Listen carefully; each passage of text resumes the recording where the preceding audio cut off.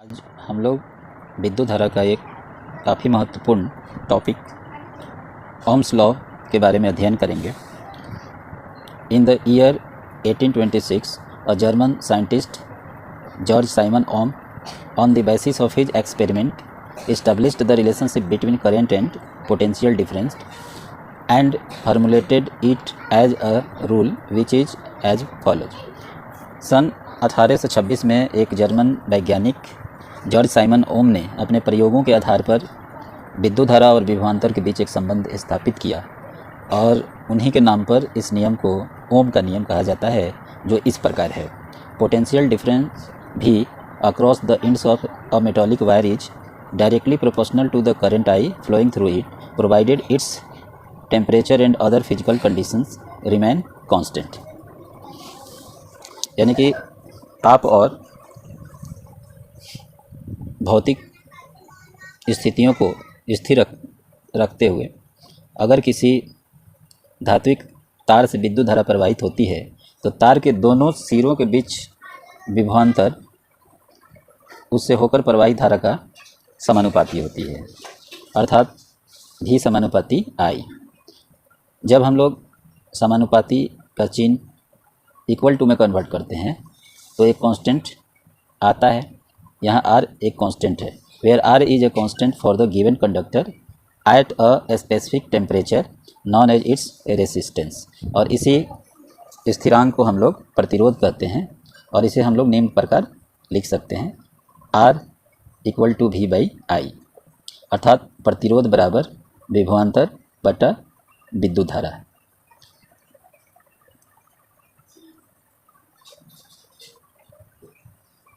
Clearly the resistance of a conductor is the ratio of the potential difference across its ends to the current flowing through it. Its value depends on the nature of the conductor, its length, cross sectional area and temperature। Resistance is the property of a conductor to oppose the flow of electric charge।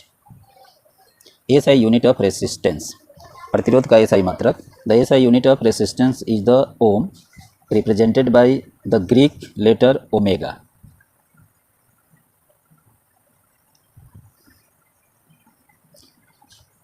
अब एक ohm की परिभाषा, definition of 1 Om.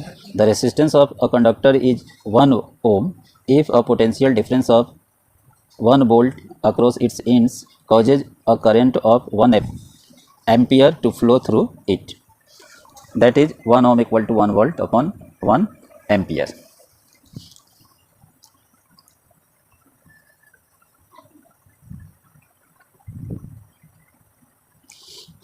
Factors affecting the resistance of a conductor।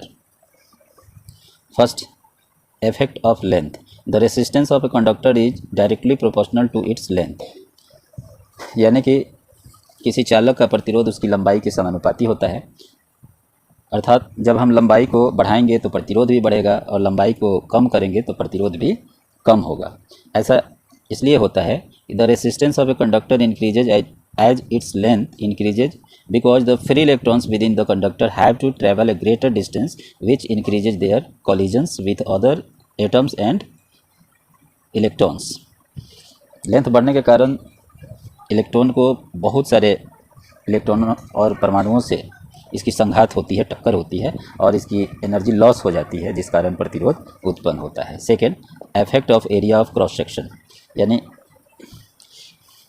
अनुप्रस्थ काट के क्षेत्रफल का प्रभाव। The resistance of a conductor is inversely proportional to its cross sectional area A, that is R inversely proportional to A. This is why thicker wire has lower resistance. और इसी कारण मोटे तार की प्रतिरोध कम होती है। उपर्युक्त दोनों ही विवेचना से यह स्पष्ट होता है कि अगर किसी कंडक्टर चालक की प्रतिरोध घटानी है तो उसे छोटा और मोटा होना चाहिए। Next, effect of nature of material. Different materials of the same length and same diameter have different resistances. यानी कि एक ही लंबाई और एक ही मोटाई के एक अलग अलग धातुओं के प्रतिरोध अलग अलग होते हैं।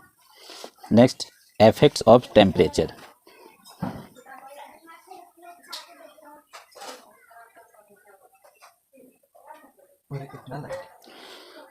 ताप का प्रभाव.